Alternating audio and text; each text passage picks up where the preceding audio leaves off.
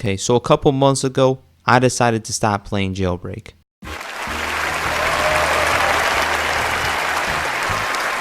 Thank you. You see, shortly after school started, I decided to only play Jailbreak when my friends were playing, and as a result, I think I might have increased my lifespan by a couple years. I think I may have found more peace in my life. You see, I've been playing Jailbreak since 2018. That's nearly 6 years of my life I'm never getting back. And now that monthly updates are over, I thought it'd be the perfect time to come out of the shadows like a villain and start hating in order to tell the world what I feel like is wrong with the game. Over time, I grew frustrated with how much Jailbreak never really changed, from things like the community, the bugs, the team imbalance, to a bunch of other things I can't really remember to mention while writing the script, man. I was kind of bored while writing this. Please do not take this video personally, devs, if you are watching this, okay? I just kind of made this for fun. I mean, it's not like the Jailbreak devs are gonna fucking see this video anyway, and if they do, they're probably not gonna acknowledge it, so it's whatever. Alright, so let's start with the whole purpose of the game. When you grind for that Jailbreak cash, 99% of the time you're probably doing it to buy a car, and that's kind of the issue of the game. Literally all that matters in this game are the vehicles, and most of these vehicles aren't unique either, as a grand majority of them are supercars, and to be fair, that's like the only useful car type in the game, as most of the roads are straight and flat. You don't really need to use an off-roader in this game, especially when you can have monster suspension on your supercar. Like, let's be real, they've tried to make supercars less dominant in the Jailbreak meta, either by adding robberies that require vehicles that aren't cars, or adding things like a drowning system, but the damage is basically irreversible. Also, every car either feels the same or like a more inferior version of another supercar, with very few exceptions. Almost every monthly update release was pretty boring and underwhelming for the most part, save for the occasional massive update. The most anybody will do in Jailbreak is rob or arrest people, as those are the best ways to earn money, and that can get pretty monotonous and boring.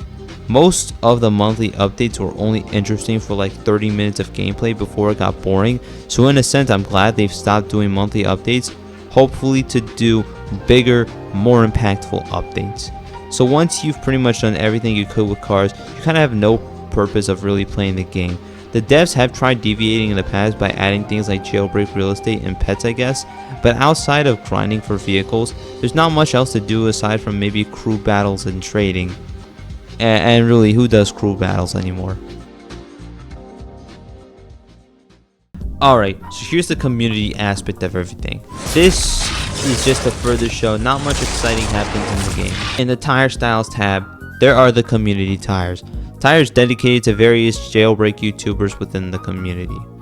Now, I never really grew attached to Jailbreak YouTubers due to the lack of uniqueness in their content, although I can't really blame them for that because of the lack of things to do outside of buying and driving cars, as I've previously mentioned.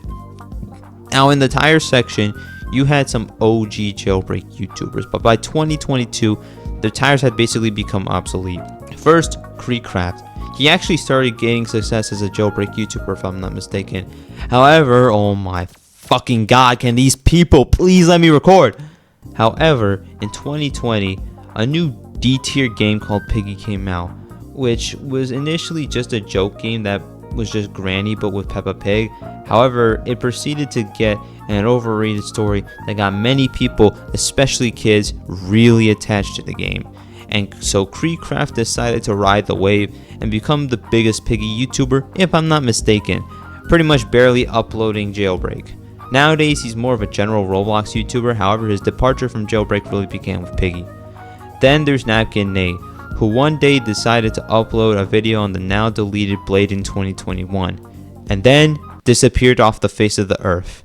Seriously, it's been a little over 2 years now, and I still cannot find any information regarding him and why he suddenly ceased uploading.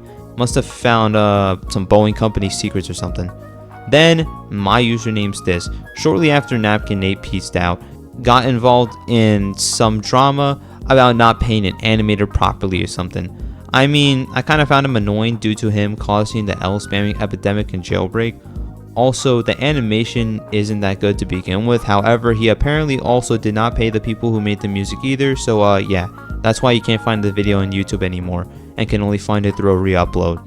Anyway, as a result of this drama, he announced he'd be taking a break, and then after said break, he proceeded to upload way less, which would cause his view counts to fall and his fan base to lose dominance in Jailbreak, thus causing L spamming to fall by 99%. Seriously, I don't think I've been L spammed since this drama happened. And that leaves us with the last OG Jailbreak YouTuber, Chris and the Mic, who then proceeded to delete his entire YouTube catalog as him and his wife or his girlfriend or whatever the relationship is had a baby. And if I recall correctly, looking at his channel now, what the fuck, he uploaded some more? So apparently after deleting all his old videos, he came back to YouTube and uploaded some more and then stopped in 2022 during November. Anyway, I checked out some of these and what the fuck is this shit? Yeah, today we playing Roblox. This a game I think is called Nico's Next Box. Alright, so now that all the old Jailbreak YouTubers left, that left one man to become the biggest Jailbreak YouTuber. And that was Hello It's VG. We'll call him VG or It's VG to keep things simple. VG's content could best be described as LankyBox if they never sold their souls to become YouTubers and became the face of brain rot content. Now remember those community tires? Well, when every one of those YouTubers left, the devs would release a new set of tires to the new community members, except It's VG. People who had significantly smaller subscriber accounts like Finder, Dad Brian, and PGL Films, whose entire channel is based off of Baldi's basics, got their own dedicated tires. So why didn't It's VG get his own tires? Well, VG is obviously very invested into his social media, as evident by some of his really bad attempts to get engagement. During the 20th anniversary for 9/11, VG made a tweet acknowledging the anniversary of the tragedy and then proceeded to say, and I quote, "Let's get an F in the chat for this tragic day in history." And when Technoblade announced that he had cancer, which would kill him less than a year later, he tried to farm it for likes. Safe to say he's a rather controversial figure. So how did he become the most popular Jailbreak YouTuber? Well, first, we have to state the obvious and accept reality. A grand majority of Jailbreak's player base is kids. And It's VG's content very clearly appeals to kids. And children are very easy to manipulate, as displayed by an update that came out in June 10th, 2022. The trading island finally came out. People in Jailbreak could finally get their dream cars. I managed to trade my M12 for a Broly, a car I never had the opportunity to drive before, and then I got another M12, but unfortunately, it would only be a short while for my M12 to suddenly become worthless. You see, one day after the update came out, or I don't even know, man, it was like shortly after, It's VG decided it would be a good idea to open a website called jailbreaktrading.com. Do not visit this, by the way. On this website, they would have a bunch of vehicles listed that could be traded. However, this also came with a value tag, which told you how much a vehicle was worth in Jailbreak cash.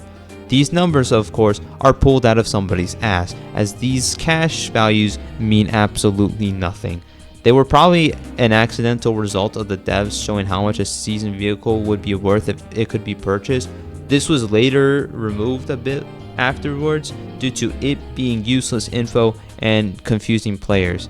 And ever since then, Jailbreak trading has been ruined as kids continue to fall for these bogus prices. Sure, VG removed the fake prices and proceeded to use the website to promote his content, but the damage had been done. This practice continues even after a whole lot of duping scandals. In terms of difficulty when playing teams, there also seems to be a heavy bias the devs have for the cop team. Like half of the balancing updates help the cop team a lot, and the other half nerfs the criminal team. And goddamn do I hate the tasers. Seriously, these things are a fucking menace. They burned down my house, killed my entire family, killed all my friends, and stole my man's wife. Full body pillow.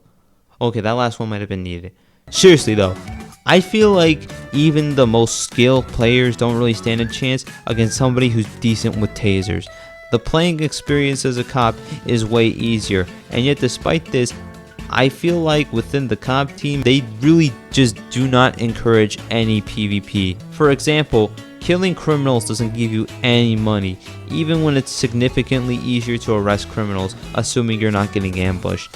You may think my belief that the game prefers cops over criminals is just a skill issue, but this game will literally encourage the entire server to switch to cop team, advertising the collective bounty of the criminal team.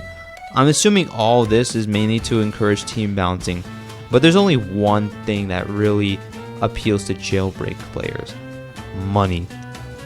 Sure, the cop team is significantly easier to play than the criminal team, but it doesn't pay as well as robberies do, and that's what it's missing to make it a popular team. Bounties don't pay that well either. With a level 4 bag in the casino, you can get away with $8,000, while your bounty only goes up $2,400. That's only 30% of what you made in that robbery. And for some reason, Jailbreak allows for large-scale gaps between teams. It's not that uncommon to see criminals outnumbering cops to an extreme degree, and even then, you're still able to join the criminal team. I'm not sure if this is just an unaddressed issue, but this to a degree can actually nerf the criminal team even further, as in cases like this, it's harder to find a keycard to perform bank robberies. Speaking of bank robberies, can we please, for the love of God, nerf the busting system? There could be like 5 cops and 1 criminal in the bank, and all the cops would have to do is have one of them walk into the vault and everybody in the building gets arrested. I personally think this should be mostly deployed if numbers are over 3 criminals versus 1 cop. In other words, Asimo, and especially Bad TC, fix your game. Anyways, that's the end of this video. It's only meant to be a short video detailing my lost enjoyment for the game Jailbreak and why I just don't play it anymore, with the exception of all the times I had to play in order to get footage for this video. No hate to the creators of the game, of course, only dissatisfaction with this game. Anyway, that's the end, I think.